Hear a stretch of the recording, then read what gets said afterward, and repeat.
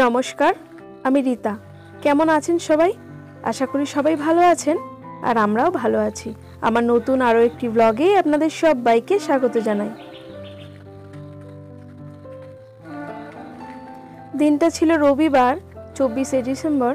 আর আজকে একটা জায়গায় যাওয়ার কথা ছিল, তো অনেক ভোরে ভোরেই উঠে পড়েছি, প্রায় 5:30 নাগাদ। তো তারপর এপাশ ওপাশ করে আর শুয়ে থাকতে পারলাম না, যেহেতু একটা জায়গায় যেতে হবে। সকাল সকাল উঠে পড়েছি, আর দেখুন ওয়েদারের কি অবস্থা, চারিদিকটা কুয়াশায় একেবারে আচ্ছন্ন হয়ে রয়েছে। তো এবছরে এটাই ছিল প্রথম কুয়াশা। তো বেশ ভালোই লাগছিল, টপ টপ করে শিশির বিন্দু পড়ছিল। আর এই তো তারপরে চলে এলাম চা করতে, যেহেতু আজকে একটু ওয়েদারটা অন্যরকম আর আমার কর্মক্ষেত্রটাও অন্যরকম। সকালবেলায় সচরাচর যেভাবে দিনটা শুরু করি, আজকে কিন্তু সেরকম নয়, একটু আলাদা। তো এত ঠান্ডার মধ্যে দাঁত ব্রাশ করে ফ্রেশ হয়ে নিয়েছি, আর তারপরে এই তো একটু চাও করে নিলাম। তো আজকে শুধু আমি নয়, আমার সঙ্গে আমার হাজবেন্ড, আমার ছেলে, এরাও যাবে। তবে ওরা যাবে এক জায়গায় আর আমি যাব আরও এক জায়গায়। তবে কার্যক্ষেত্রটা এক, কিন্তু যাত্রাটা একটু আলাদা। তবে প্রতিদিন সকালবেলা যেমন বাসন মাজা, ঘর ঝাড় দেওয়া, বিছানা গোছানো যে কাজগুলো করি, সেগুলো কিন্তু তেমনই করেছি। তবে সেগুলো ভিডিও আকারে শ্যুট করতে পারিনি, কারণ ওই যে একটা জায়গায় যাব তার একটা তাড়া আছে। তারপরে ছেলে আর বাবা অন্যত্র যাবে, তো তাদের জন্য জামা কাপড় একটু গুছিয়েও দিতে হবে, আর সেই কাজটাই করছি। তো ভাবলাম তাহলে এই ভিডিওটা এখান থেকেই শুরু করা যাক। আর এই তো তারা যাবে দুদিনের জন্য, দুদিনও ঠিক নয়, আজ যাবে এবং আগামীকাল ফিরে আসবে, অর্থাৎ 25শে ডিসেম্বর রাত্রে বাড়ি ফিরে আসবে। তো সেই মতোই তাদের জামা কাপড় সমস্ত কিছু গুছিয়ে দিলাম। আর এই তো তাদের সমস্ত রকম জামা কাপড় গুছিয়ে দিয়েছি। এখন দুটো ব্যাগে এটা আলাদা আলাদা করে ভরে দিতে হবে। আর তারপর এখন আমিও রেডি হয়ে নিচ্ছি। তবে আজকে যাচ্ছি, মায়ের একটা পুজো অনুষ্ঠান আছে। কিছুদিন আগের একটা ব্লগে আমি আপনাদের সঙ্গে শেয়ার করেছিলাম যে সামনেই মায়ের একটা প্রোগ্রাম আছে। তো 25শে ডিসেম্বর উপলক্ষে মায়ের পুজো তো হয়ই, তার সঙ্গে আগের দিন থেকে প্রোগ্রামটা চালু হয়ে যায়। তো আজকে সেটাই আছে, সেখানেই যাব। তবে আমি যাব কাছাকাছি এলাকায়, মগরাতে, আমার বাপের বাড়ির কাছেই মগরা। আর ওরা যাবে মেদিনীপুরে। মেদিনীপুরে মায়ের একটা বড় আশ্রম আছে, তো এটাতে আমি গত বছর গেছিলাম সেখানে। তো সেখানে প্রিয়াংশু এবং প্রিয়াংশুর বাবা মানে সোনা আর আমার হাজবেন্ড, এরা দুজনা যেতে পারিনি, আমি একাই গেছিলাম আমার এক দিদির সঙ্গে। তো তখন থেকেই সোনার ইচ্ছে ছিল যে আশ্রমে যাবে, আর আজ সেই আশা পূর্ণ হতে চলেছে।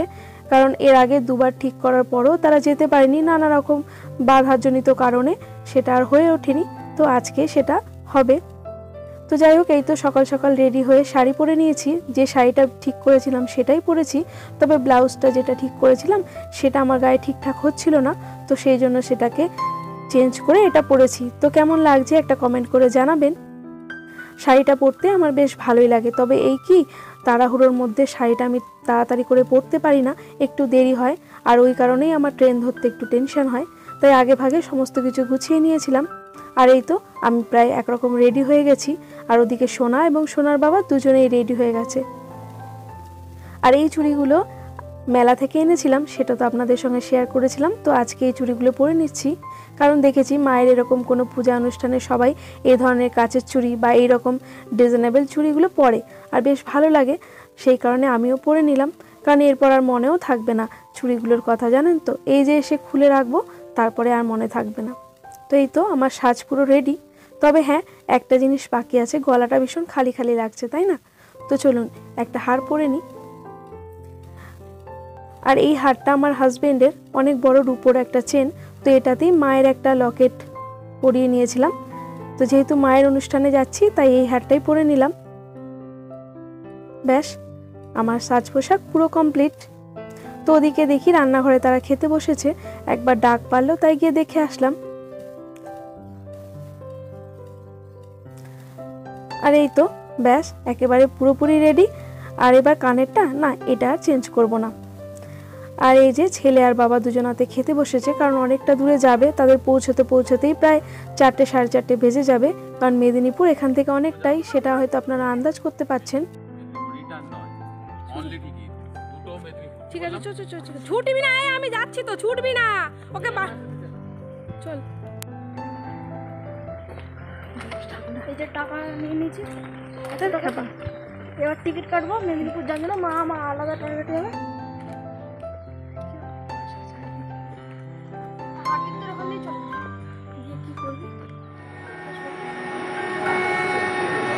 নিচিস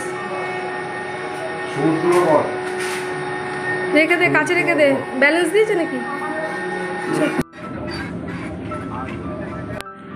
টাটা। হ্যাঁ, ওরা দুজনে যাচ্ছে, আমি আমার আলাদা রাস্তা। আমি ওই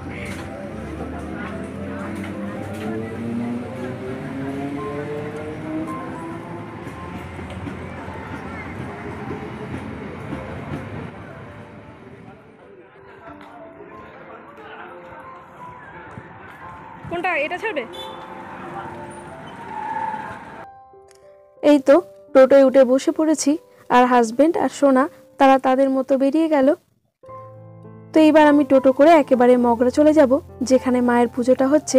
তো চলুন আপনাদেরও সঙ্গে নিয়ে যাই। কথা তো ছিল এই দুদিন আমি বাপের বাড়িতেই থাকবো, বর্মার ঘরটা তো ফাঁকাই পড়ে আছে। তবে যেহেতু একা থাকতে পারবো না, সেহেতু আমার এক দিদিকে বলেছিলাম, উনি বৈদ্যবাটি থেকে আসবেন, কিন্তু ওনারও কিছু অসুবিধা আছে বলে সেই জন্য উনিও থাকতে পারলেন না। তাই এই দুদিন ঠিক করলাম খামারগাছি টু মগরা এইভাবেই যাতায়াত করব। আর এই যে সরু খাল মতো যে দেখতে পাচ্ছেন, এটা কুন্তী নদীরই একটা শাখা। সম্ভবত চাষাবাদের সুবিধার জন্যই এই খালটা কাটা হয়েছিল।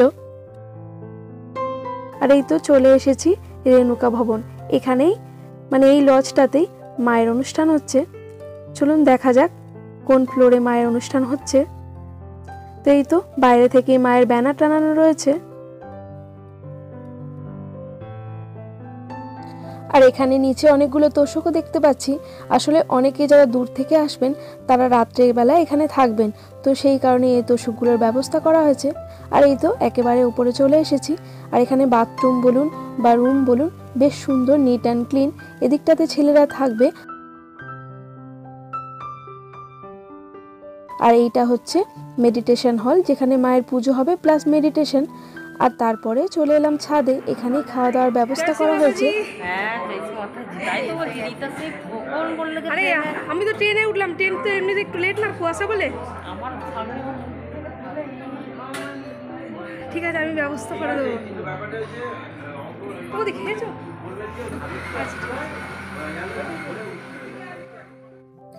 সকালের জলখাবারের ব্যবস্থা থেকে দুপুরের লাঞ্চ এবং সন্ধেবেলা এবং রাতের খাবারেরও আয়োজন করা হয়েছে এখানে।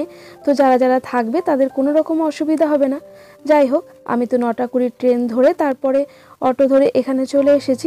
এখন প্রায় 10:30 বাজে। তো অনেকটাই খিদে পেয়ে গেছে। তো সকলের সঙ্গে আমিও জলখাবারটা নিয়ে বসে পড়লাম। আর জলখাবারে রয়েছে লুচি, তরকারি, তার সঙ্গে একটা পান্তুয়া। চলুন তাহলে জলখাবারটা বা ব্রেকফাস্টটা সেরে ফেলি। ব্রেকফাস্টটা করে নিয়ে চলে এলাম মেডিটেশন হলে। আর এই তো সবাই মাকে সুন্দর করে সাজিয়েছে, তার সঙ্গে সুন্দর করে ফুলদানিটাও সাজানো হয়েছে। আর আমাদের পুজোর কিন্তু একটা নিয়ম আছে, খালি পেটে বা উপোস করে আমাদের কোনো পুজো হয় না। কারণ মেডিটেশন যেটা হবে বা পুজো যেটা হবে সেটা তো অনেকটা সময়ের ব্যাপার। আর শুধু আজকে মেডিটেশন বা পুজো নয়, সেই সঙ্গে মায়ের কিছু স্পিচ বা মায়ের কিছু কথাও আছে, সেগুলোও আমরা শুনবো। তো তাতে করে খালি পেটে অনেকটা সময় ধরে ধৈর্য ধরে কথাগুলো শুনতেও পারবো না বা মনেও থাকবে না। তো সেই কারণে এটা করার আগে আমাদের কিন্তু মোটামুটি আমরা খেয়ে দিয়ে নিই, এটা আমাদের নিয়মে আছে, কোনো অসুবিধা নেই। আর এই তো মায়ের মেডিটেশন বলুন, পূজা বলুন, সব কিছুই হয়েছে। তো সেখানে তো একটা মায়ের সঙ্গে আত্মার বা পরমাত্মার সম্পর্ক, তাই ওই সময় আমি আর কোনো ভিডিও শ্যুট করিনি।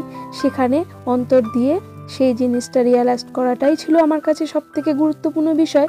আর সেই কারণে আর কোনো ভিডিও করিনি। আর এখন সরাসরি চলে এসেছি আবার দুপুরের লাঞ্চের সময়।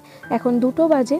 তো খাওয়ার টাইমটা ছিল 2টো থেকে 3টে বা 3:30-এর মধ্যে আমাদের খাওয়া দাওয়াটা কমপ্লিট করে নিতে হবে।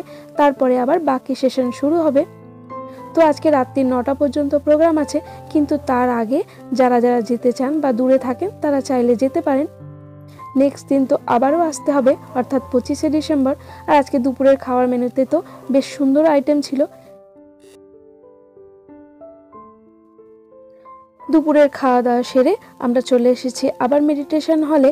তো এখন বেশ কিছুক্ষণ সময় একটু বিশ্রাম করব, 10 থেকে 15 মিনিট, তারপর আবার নেক্সট সেশন শুরু হয়ে যাবে। আর এই তো সকলের খাওয়া এখনো হয়নি। তো যাদের হয়ে গেছে তারা এখানে চলে এসেছেন, বাকিরা এখনো ওপরে আছেন। তো সকলে এলে তারপরে আবার শুরু হবে প্রোগ্রামটা। আর এই সময় ক্যামেরাটা আমি আমার এক সাহেজি দিদির হাতে দিয়েছিলাম, তো সেই ভিডিওটা করছে। তো আমরা সাহেজির দিদিরা ভাই বোনেরা এত মজায় এত আনন্দে থাকি না, প্রোগ্রামগুলো যখন আসে বাড়ির কথা আমাদের মনেই থাকে না। সত্যি কথা বলতে আমরা সবাই এক। আর এই দুটো দিন না রান্নাঘর থেকে বলতে পারেন প্রায় একরকম ছুটি। তো ভীষণ আনন্দে কাটাই, ভীষণ এই মুহূর্তগুলো খুবই ভালো লাগে। তো দেখে আশা করি আপনারা বুঝতেই পারছেন যে আমরা কতটা খুশিতে থাকি। আর আমাদের মধ্যে না কোনো ভেদাভেদ নেই। আর এই হলো সেই দিদি, যে দিদির সঙ্গে আমার বাপের বাড়িতে থাকার কথা ছিল, কিন্তু একটু অসুবিধার কারণে উনি থাকতে পারলেন না। আর আমরা সাহেজির দিদি ভাই বোনেরা প্রত্যেককে ভীষণ ভালোবাসি একে অপরকে। আর একে অপরের যা কষ্ট দুঃখ আমরা সবার সঙ্গে শেয়ার করি।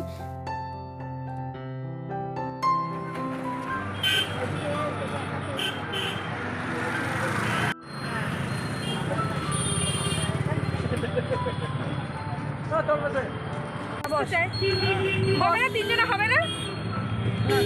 দেখি করছো রাগ করছো? না না, কেন রাগ করবো কেন? 20 টাকা করে। 20 টাকা করে। হ্যাঁ 20 টাকা। চলো তাই না? 20 টাকা। ওরা স্টেশনের নামটা, আমি একটু আগেই নাম। এখন সন্ধে প্রায় 7:30 বাজে। আমি ওখান থেকে বেরিয়ে পড়েছি প্রায় 6:30 নাগাদ, কারণ আমার না অনেকটা সময় ধরে বেশ মাথাটা যন্ত্রণা করছিল। তো সে কারণে আমি আর বেশিটা সময় থাকতে পারলাম না। তো বেশ কয়েকজন দিদি আমাদের এদিকেই আসছিলেন, তাদের বাড়ি কুন্তিঘাটে। তো তাদের সঙ্গে আমিও চলে এলাম। এক কথায় বলতে পারেন যে আমার জন্যই ওরা চলে এলো, কারণ আমার আর একদম শরীরটা ভালো লাগছিল না। কারণ অনেকটা ভোরে উঠেছি, আর তারপরে এক জায়গায় যাওয়ার একটা কথা থাকলে না রাতের ঘুমটা না একটু কেমন যেন হয়, তাই না? তো সেই কারণে আমার একরকম মাথাটা যন্ত্রণাই করছিল। তারপরে এই তো চলে এসেছি। তারপরে 1 কাপ সুন্দর করে দুধ দিয়ে কড়া করে চা করে নিয়েছি। আর চাটা না দারুণ হয়েছিল, অন্যান্য দিনের তুলনায় এর স্বাদটা যেন একদম আলাদা। তো নিয়ে নিলাম 1 প্যাকেট টোস্ট বিস্কুট, যে কটা ইচ্ছে চাইবে মন সে কটা বসে বসে খাবো। আর তারপর আগে প্রথমে হাজব্যান্ডকে আর সোনাকে ফোন করব, তারপর অন্যান্য দিদিরা যারা বাড়িতে গেছেন সেই সব দিদিদের সঙ্গে ফোন করে জানবো তারাও ঠিকঠাক পৌঁছেছেন কিনা। তবে এই যে আমি এসেছি, তার যাদের সঙ্গে এসেছিলাম সেই দিদিরা কিন্তু আমাকে অলরেডি একবার ফোন করে ফেলেছেন যে আমি ঠিকঠাক বাড়ি পৌঁছেছি কিনা। অনেকেই তো বলেছেন বাড়ি যাওয়ার দরকার নেই, তুমি আমাদের কাছেই থেকে যাও। কিন্তু কজনের কাছে থাকবো বলুন? একজনের কাছে থাকলে আর একজন হয়তো মনে মনে ভাববেন যে দেখো আমি বললাম আমার কাছে থাকলো না। কিন্তু তাদের সকলকে বলেছি আমি যখন বাড়ি থেকে এসেছি সোজা বাড়িতেই যাব। তো যাই হোক, সেরকমভাবেই তো বাড়ির ব্যবস্থা করে গিয়েছিলাম, কারণ কিছু খাবার দাবার খোলামেলা অবস্থায় পড়েছিল।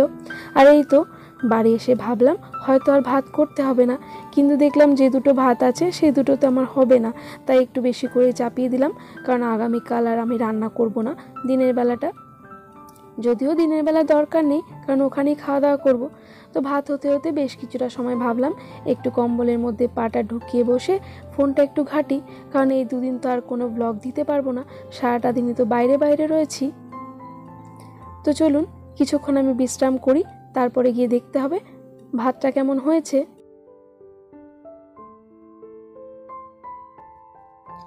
আর এই তো ভাতটা হয়ে গেছে। তো ভাতটাও নামিয়ে নিলাম। তো ভাবছি আর বেশি রাত করব না, কারণ যেহেতু শরীরটা খারাপ তাই তাড়াতাড়ি একটু শুয়ে পড়বো। আর একটু চিকেন ছিল, কারণ আগের দিন রাত্রেবেলা হাজব্যান্ড চিকেনটা তৈরি করেছিল, যেহেতু ওরা সকালবেলা খেয়ে যাবে আর সঙ্গে একটু নিয়েও যাবে। তো সেই কারণেই নিয়ে গেছে ওরা ওদের মতো, আর বেশ কিছুটা আমার জন্য রেখে গেছে। তো সেটা দিয়েই দুটো ভাত খেয়ে নেবো। আর এই টেবিলটা সেদিনকে পরিষ্কার করেছিলাম, তাই ভাবলাম আজকে আর নিচে বসে খাবো না, টেবিলটাতে বসে একটু খেয়ে নিই।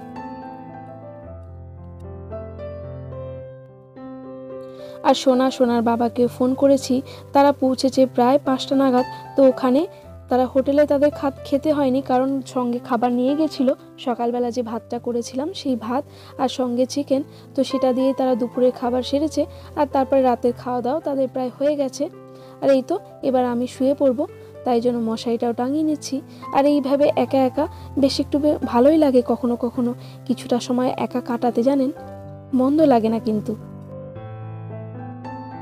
আর তাদের যেই ফোন করে বললাম যে আজকে এত বড় বিছানাটাতে আমি একা শোবো হাত পা ছুঁড়ে বেশ মজা করে, তো তখন তারা হাসছে, বলছে হ্যাঁ আজকে পুরো বিছানাটাই তো তোমার, তাহলে শুয়ে পড়ো। আর আমার আজকের ব্লগটা আপনাদের কেমন লাগলো একটা কমেন্ট করে জানাবেন। যদি ভালো লাগে একটা লাইক করবেন। আর এই ধরনের ভিডিওগুলি যদি প্রতিনিয়ত দেখতে চান তাহলে চাইলে আমার চ্যানেলটি সাবস্ক্রাইবও করতে পারেন। আর যারা যারা অলরেডি তা করে ফেলেছেন তাদের অসংখ্য ধন্যবাদ। চলুন তাহলে আজকে এই পর্যন্তই। সবাই ভালো থাকবেন, আবারও দেখা হবে।